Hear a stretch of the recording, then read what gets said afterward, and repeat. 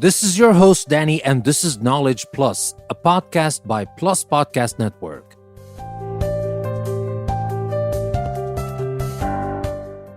Subscribe to Plus Podcast Network on Apple Podcasts. You can now get a 7-day free trial, so you can check out all our premium shows before you decide to subscribe for free for 7 days. Or if you don't have Apple Podcasts, or if you prefer to listen to them on our website, EnglishPlusPodcast.com, you can become a patron of Plus Podcast Network on Patreon and have access to all the premium shows on our website, EnglishPlusPodcast.com.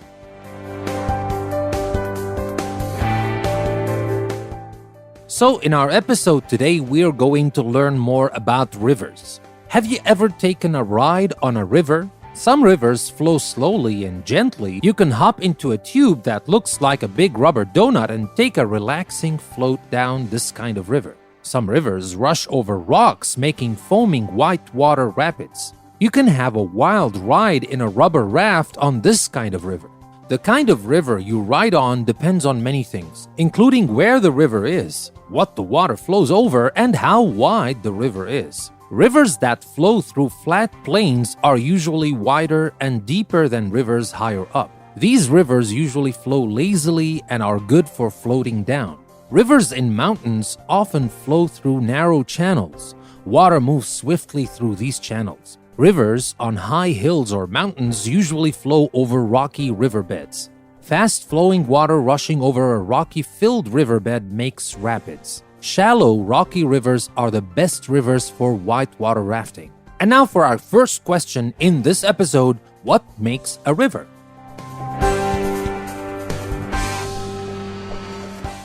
All rivers are made of fresh water. The water usually comes from rain or melted snow. Sometimes the water comes from underground springs. The water that eventually forms a river collects in an area called the watershed.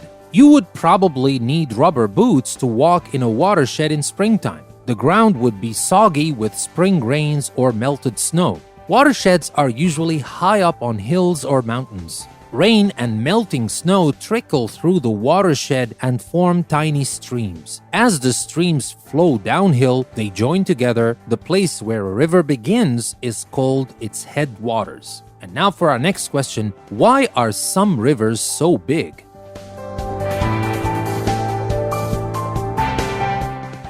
Rivers get bigger when streams flow into them. These streams are called tributaries. A smaller river, also called a tributary of a larger river. A big river and its tributaries form a river system. The area that the river system flows through is called the drainage basin. Drainage basins can cover thousands of square kilometers. The size of a river depends on the size of its basin and the amount of rain that falls in the basin. The Mississippi River has the largest drainage basin in North America. The Missouri, which drains into the Mississippi, is the longest river on the continent. A river system drains into a lake or ocean where the big river ends. The end of a river is called its mouth. Some rivers flow straight into a lake or sea. The fresh water of a river that meets the sea mixes with the salt water of the sea. The part of the river with a mixture of salt water and fresh water is called an estuary. And now for the next question for our episode, what do rivers do?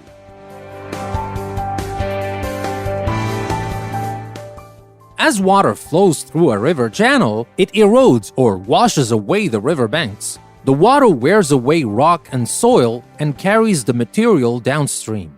Heavier pieces of rock and soil fall to the riverbed. These pieces on the riverbed are called sediment.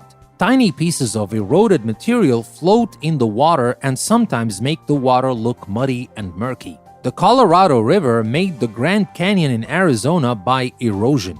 It took millions of years, but that river cut through layers of rock to make a canyon about 0.9 mile or 1.5 kilometers deep and about 277 miles or 446 kilometers long. Sometimes a delta forms at the mouth of a river. Deltas are made of sediments, the sand, soil, and other materials carried by the river water. Deltas are like big, wide islands with small streams running through them. River sediments make the soil on deltas good for farmland. The Mississippi River has created a vast delta in southeastern Louisiana where it empties into the Gulf of Mexico. And now for our next question, why do rivers flood?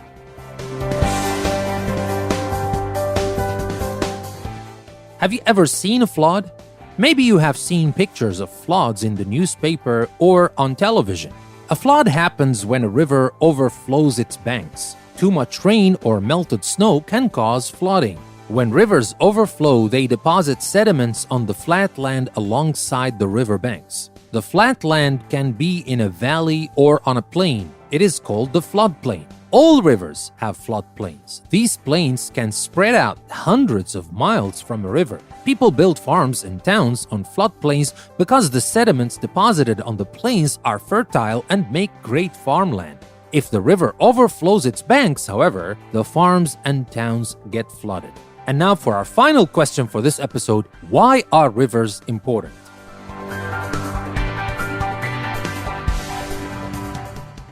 Rivers have always been important to people. The first civilizations formed between the Tigris and Euphrates rivers in the Middle East and along the Nile River in Egypt. People built near rivers because rivers provided water for drinking, fish for food, and transportation routes. People used water from rivers to grow crops and sailed boats down the rivers for transportation. Today, people still use rivers for water and transportation. They also learned how to control rivers. They build walls called levees along rivers to keep them from overflowing. They build dams to harness the power of water for making electricity. They build reservoirs to collect water for drinking and for industries to use.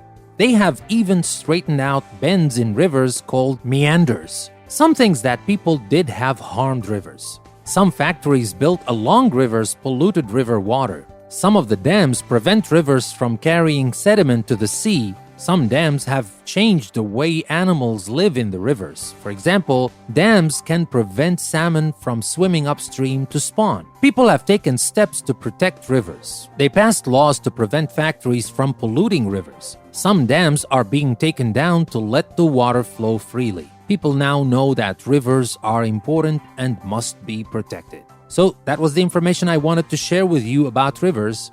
I hope you liked Knowledge Plus episode for today. This is your host, Danny. Thank you very much for listening. I will see you next time.